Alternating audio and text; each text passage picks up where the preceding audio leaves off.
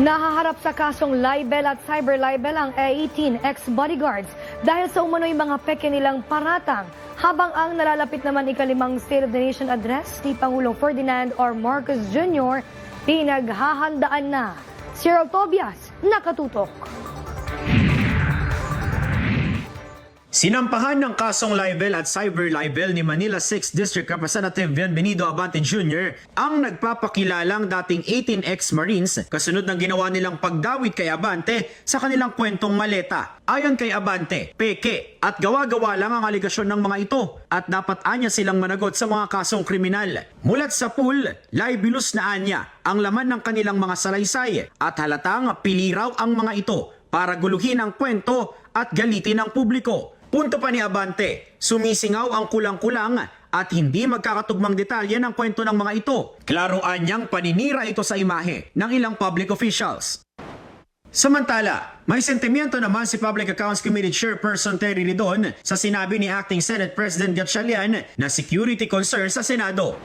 We share the same concern as the Senate President pro tempore, relating to the security threat at the Senate building and the premises. So we're expecting naman po that the new Senate leadership will coordinate with law enforcement to resolve the matter. And syempre para tuloy-tuloy po yung Senate operations and most particularly yung po Senate impeachment court. Sa Kamara kanina, nagsimula na rin ang unang coordination meeting para sa SONA ni Pangulong Ferdinand Marcos Jr. Agad na napansin si Secretary Renato Bantug sa ilalim ni Acting Senate President Sherwin Gatchalian ang umattend para sa Senado. May biro patuloy si Bantug kasunod ng mga pangyayari sa Senado kamakailan. I never really imagined that I'd be back here again, especially under these circumstances. No? But obviously, I wasn't given much time to miss all of you. So whether you like it or not, I'm back. Biro lang. I'm just keeping it light. I'd like to thank you for sending me the invitation to be here. Sabi naman ni House Secretary General Sheloy Garafil, simpleng SONA ang tema ngayong taon.